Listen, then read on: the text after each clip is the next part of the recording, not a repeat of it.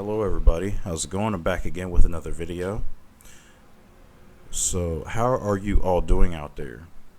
What are you doing out there? Well, I'll tell you what you're not doing, or possibly not doing, is you're probably not liking, you're probably not commenting, you're probably not subscribed to this video. So do that for me, please. This helps out the channel greatly. It's free, it doesn't cost you anything. And also, I will, because you know why you should do all those things, all the above, because, well, I provide you videos every week. That's right, I'm going to be providing you videos every week. So all the questions that you answer on my Facebook, you'll get my personal opinion here, live and in the flesh, and not over text. So let's go ahead and go to this next one. So the one I have here is, do you remember the first book you've ever read as a kid? What was it? So the first book I ever read as a kid, my mom used to buy me Dr. Seuss books. When I was a kid, I used to love Dr. Seuss. My first book was Green Eggs and Ham. Yes, that was my very first official book, was Green Eggs and Ham. And then before I knew it, I had a wooden bookshelf that my mom bought me, and I don't know if it was directly at the bottom, but on my shelf, I eventually grew an entire collection of Dr. Seuss books. So it went from Dr. Seuss to Goosebumps, R.L. Stine books. I was a huge fan of the Highlights for Children magazines. You guys remember those back in the 90s? Yeah, the Highlights for Children magazines. I used to love reading those every single time. But mostly, yeah, I consumed a lot of R.L. Stine when I was a kid. And then I would read a whole bunch of horror writers that, just like kids, like ghost stories, things of that nature. So those were pretty much my first books. I was trying to find, there was another set of books I used to read. They were kind of like thick textbooks, thick hard textbooks that I used to have back in the 90s. I cannot remember what the name of those textbooks were. I was actually trying to look them up the other day, and I cannot remember the name. They were thick textbooks, and each one was a different color, and they all covered anything from mythology to science books to I think there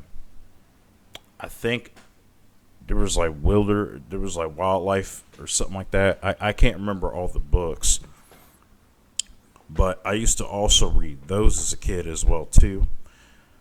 So the thing that I used to, it's funny because, like, I wanted to tell a story about how I used to, because those books actually got me into writing, Goosebumps books, or R.L. Stine in general, because I used to like always, so we had like a scholastic book club thing that they would give us. It's like a little newsletter at school, and there were all these books you could buy, and I was always obsessed with the Goosebumps books. Anything R.L. Stine, if there was a Fear Street book on there, if it was Goosebumps, I would ask my mom for money, and she would let me get the money so I could buy the books.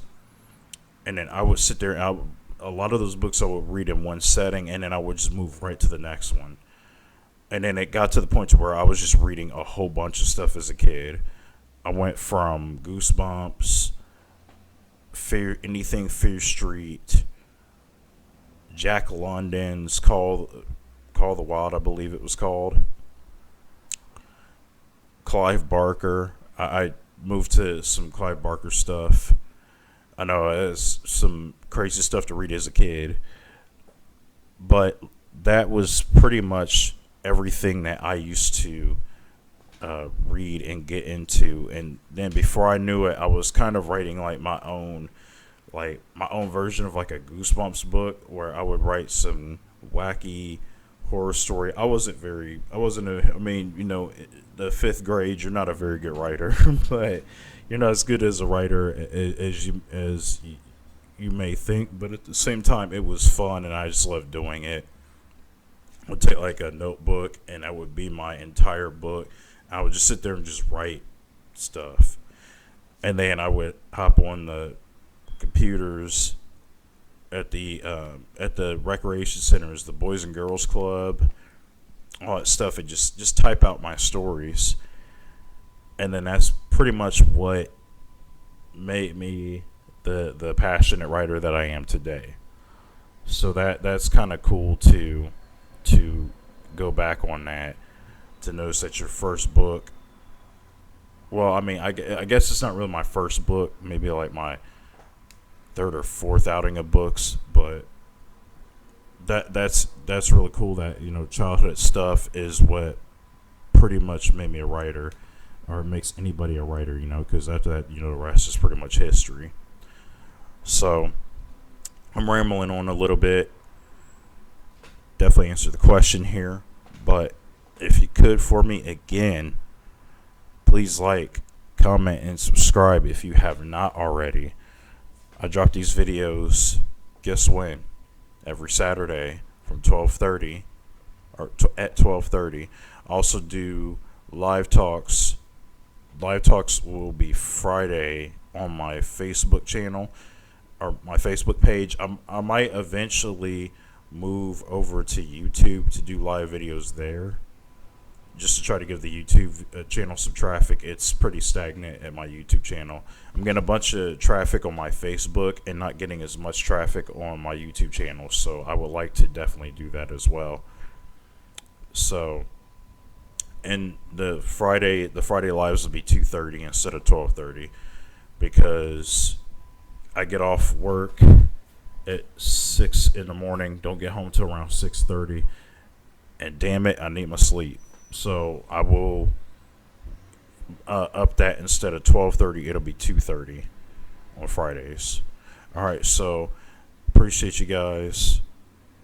Continue being good writers. Continue being active readers. Stay safe, and I'll see you in the next one. Peace.